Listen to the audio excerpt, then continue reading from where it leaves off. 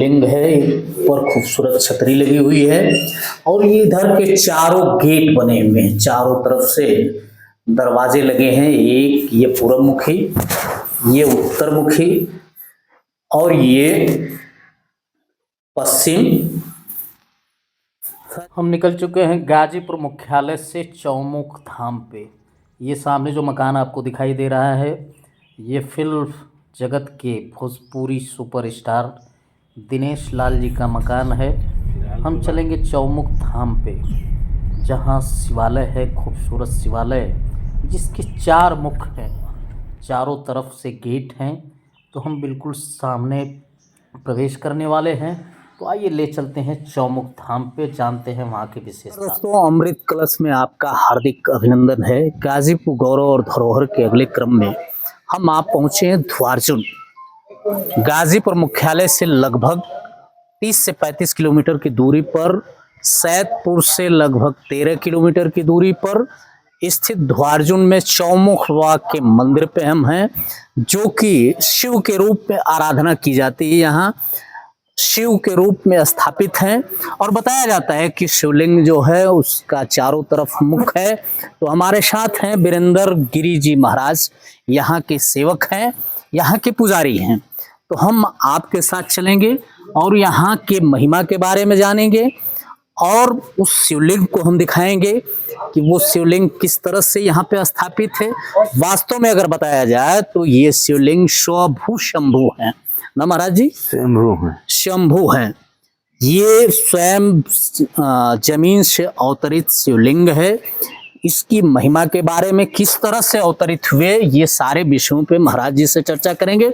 सर्वप्रथम हम निवेदन करेंगे महाराज जी से कि चलें और अंदर मंदिर को दिखाएं, यहाँ क्या क्या सुविधाएं हैं और मंदिर में कैसे स्थापित है शिवलिंग।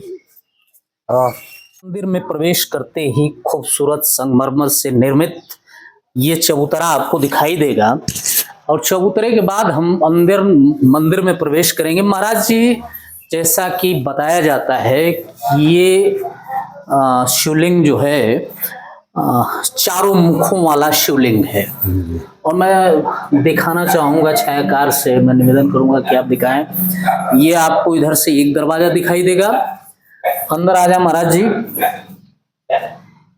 ये वही खूबसूरत स्वभू शंभू शिवलिंग हैं जिनके 4 मुख हैं। तो सबसे पहले तो हम चाहेंगे स्पर्श कर लें। छायाकार से मैं चाहूंगा कि चारों तरफ से 4 मुख दिखा दें। ये मैं दिखाना चाहूंगा आपसे, ये चारों तरफ से चौमुख शिवलिंग है, ऊपर खूबसूरत छतरी लगी हुई है और ये इधर के चारों गेट बने हुए हैं, चारों तरफ से दरवाजे लगे हैं। एक ये पूर्व मुखी, ये उत्तर मुखी और ये पश्चिम। सर, जहां से हम लोग प्रवेश किए हैं ये दक्षिण मुखी, दक्षिण की तरफ से मेन गेट है और ये ऊपर छत के बारे में भी जैसा बताया जाता है महाराज जी से हम जानेंगे कि ये छत बहुत दिनों तक छत नहीं पड़ पाई थी। इसके पीछे भी बहुत सारी रोचक कहानियां हैं, उन कहानियों के विषय में हम जानेंगे। तो महाराज जी, जैसा कि मैं देख रहा हूं कि ये महाराज जी का चौमुखी शिवलिंग है, जैसा कि बताया जाता है कि स्वभू शंभू है। स्वभू शंभू का मतलब कि महाराज जी यहाँ शिवलिंग की जो उत्पत्ति हुई, लोग कैसे जाने इसको कि यहाँ पे शिवलिंग है और इसकी पूजा अर्चन कब से प्रारंभ हुई थी?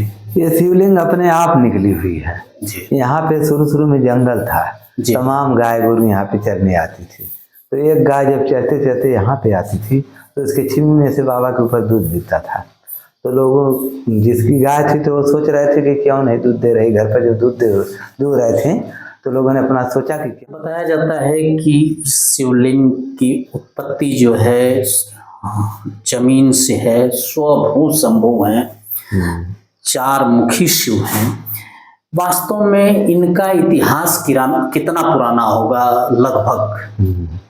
ये लगभग 200 वर्ष के हों, यहाँ से निकले हुए हैं बाबा। 200? हाँ, 200 वर्ष के। पहले यहाँ पे जंगल था जी। तमाम गाय गोरू यहाँ पे चरने आती थी जी। तो जब एक गाय जब यहाँ पे चरते चरते आती थी तो इसके छिमी में से दूध गिरता था। जी जी जी। तो जिसकी नहीं क्यों हमारे यहाँ दूध नहीं दे रही है, तो जब चरते चरते जब यहाँ पे आती थी तो भीटा था, उसी भीटे में बाबा थे तो उसी के ऊपर जब ये खड़ी होती थी तो वहाँ पे दूध गिराने लगती थी। जी जी। तो इसके बाद कई दिनों से यहीं अपना क्रिया कर रही थी गाय। जी जी। तो जब उनको जब पता चला कि दूध हमारे यहाँ नहीं दे रहे तो उन्होंने अपना दिन भर देखा। जी तो चलते चलते जब यहाँ पे गाय आई तो दूध गिराने लगी, तो इसके बाद लोगों ने अपना खुदाई किया इनका। तो भीटा था, उसी भीटे में बाबा थे, तो थोड़ा बहुत लोगों ने खुदाई किया। जब खनने तो इसके बाद मूर्ति लौकने लगी बाबा की, तो लोगों ने कहा कि इसके अंदर कुछ है कि क्यों ऐसा हो रहा है। तो इसके बाद जब खुदाई हुई तो जितने खन्ने उतना लंबा बढ़ते गए बाबा। अब अच्छा, तो जितना अंदर खुदाई हो रही थी उतना ही नीचे शिवलिंग बढ़ता जा रहा था। कहीं ऊपर तो ऐसे देख रहे हैं, नीचे शिलीनुमा बढ़ते गए। अच्छा, शिलेनुमा चौकोर शिवलिंग पूरा अंदर जमीन के अंदर बढ़ता चला गया। खनते खनते पानी निकल गया, इनका अंत ही नहीं मिला। जी जी। तब इसी जगह पाट फूट के लोगों ने अपना मंदिर बनवाया, यहाँ मंदिर बना दिए लोग। महाराज जी, यहाँ पे सुनने में ये आता है कि मेला भी लगता है। मेला किस मुहूर्त में लगता है? किस? महाशिवरात्रि पे। यहाँ पे मेला महाशिवरात्रि पे लगता है। सावन भर रहता है, हर सोमवार को मेला। इसके बाद 13 सोमवार लगन रहती है, तो बराबर हमेशा विवाह शादियाँ चलता रहता है।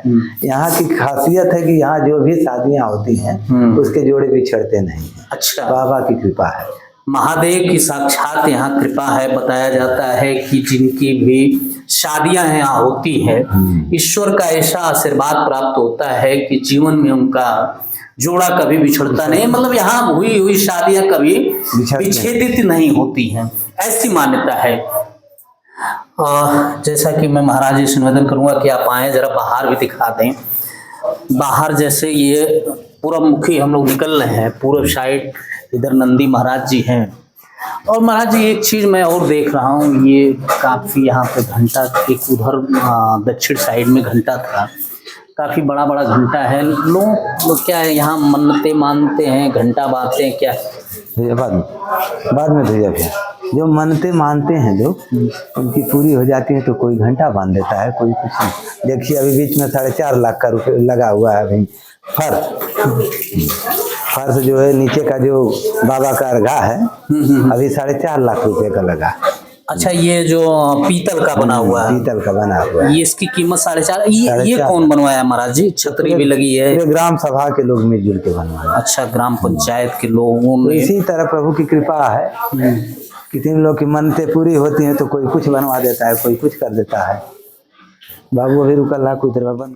जैसे महाराज जी, वास्तव में इस मंदिर के स्थापना का महत्व किसको जाता है? इस मंदिर के, मान लीजिए उन लोगों ने किसी ब्राह्मण को, आप बता रहे थे कि ब्राह्मण का खेत था, एक पंडित जी थे, मार्कंडे पंडित जी उनका नाम था।